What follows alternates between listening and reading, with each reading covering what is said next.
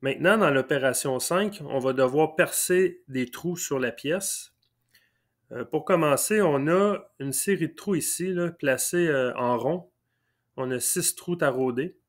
Fait que c'est 6 fois percé numéro 7, le forêt numéro 7, qui est égal à 201 millièmes de diamètre. Ensuite, on va tarauder un quart 20, mais le dessus du trou devrait avoir un chanfrein à 90 degrés qui va faire un diamètre de 263 millièmes.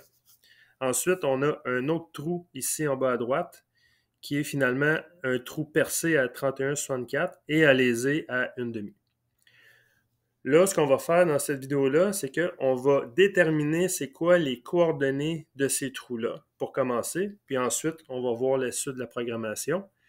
Mais on a la position du trou qui est ici en bas à droite par rapport à l'origine. Ça, c'est clair, c'est 1,5 pouce par 1 pouce. Fait que ça, on n'a pas vraiment besoin de calcul pour ça. Mais on aurait besoin d'un calcul pour la position des trous en bolt circle qu'on appelle. Ça veut dire qu'ils sont placés sur une ligne imaginaire qui est arrondie. Et cette ligne-là, imaginaire, le cercle, a une dimension. C'est vraiment du centre des trous par rapport au centre de rotation. Le diamètre du cercle, c'est écrit ici, bolt circle, BC, diamètre 1 pouce 625. Évidemment, si on part du centre, aller au centre du trou, ça se trouve être le rayon de 1 pouce 625 qui se trouve être 812 millièmes et 5 dixièmes. Fait que ce qu'on va faire, je vais vous montrer une petite image de quel triangle on doit dessiner pour trouver ces coordonnées-là. Si on revient au plan, la seule chose qu'ils nous disent, c'est qu'on a 60 degrés entre chaque trou et que le bolt circle il est à 1 pouce 625. Si on n'avait pas eu la mention 60 degrés, ben, il aurait fallu faire 360 degrés divisé par 6. Ça nous aurait donné le degré. Mais là, il nous le donne.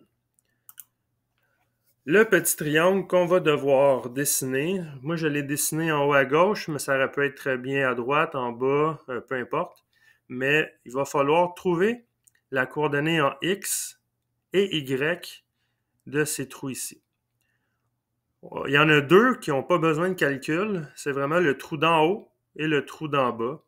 Par rapport au X, on est à X0 pour les deux. Et le Y, ça se trouve à être le rayon du bolt circle qui se trouve à être 812 millièmes et demi. Ça, on n'a pas besoin de calcul pour ça. C'est vraiment pour les quatre qui sont ici.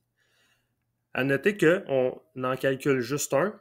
Et vu que c'est symétrique, ben, ça va être les mêmes valeurs pour les trois autres, excepté que c'est le positif et le négatif qui va changer selon où est-ce qu'on est situé. Ici, j'ai fait mon triangle.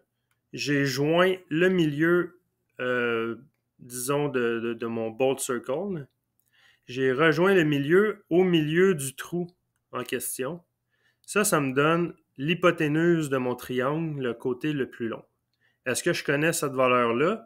Oui, ça se trouve à être le rayon de mon bolt circle, qui est 812 millièmes et demi. Moi, ce que je veux connaître, c'est la position en X et en Y de mon trou. Je viens fermer mon triangle avec une ligne verticale. Ça se trouve à être l'axe Y. Et je viens ensuite fermer avec une ligne à l'horizontale. Ça, c'est mon X. Et j'obtiens un triangle. On va commencer par déterminer l'angle de mon triangle en sachant que d'un trou à l'autre trou, j'ai 60 degrés. Mon triangle vient finalement diviser mon angle en deux parties égales, ce qui se trouve à avoir 30 degrés en bas ici. Je vais commencer par l'opposé de l'angle. Moi, je veux connaître l'opposé, ce qui va me donner mon Y pour la coordonnée de mon trou. Alors, je vais faire opposé sur ce que je connais, c'est l'hypoténuse. Alors, opposé sur hypoténuse, c'est la formule du sinus.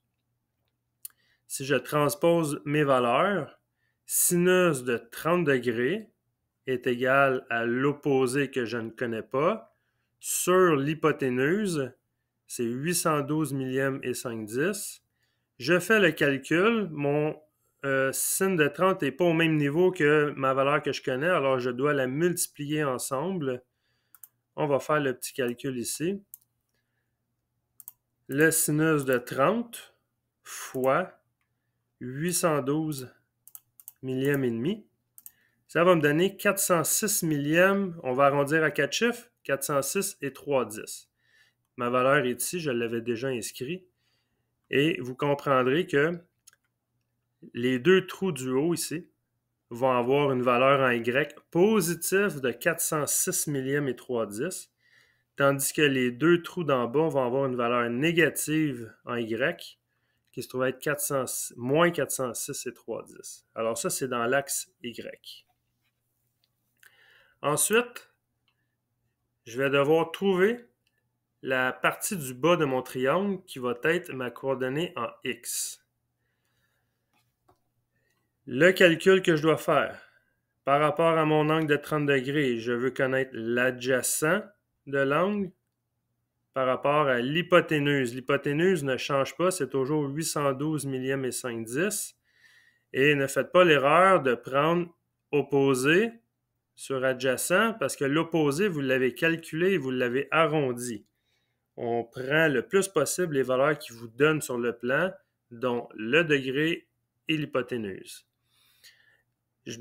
Ça veut dire que je vais devoir faire l'adjacent sur l'hypoténuse qui se trouve à être le cosinus, la formule de cosinus. Si je transpose mes valeurs, ça fait cos de 30 est égal à l'adjacent que je ne connais pas sur l'hypoténuse que je connais. Encore une fois, les deux ne sont pas au même niveau. Je dois les multiplier ensemble.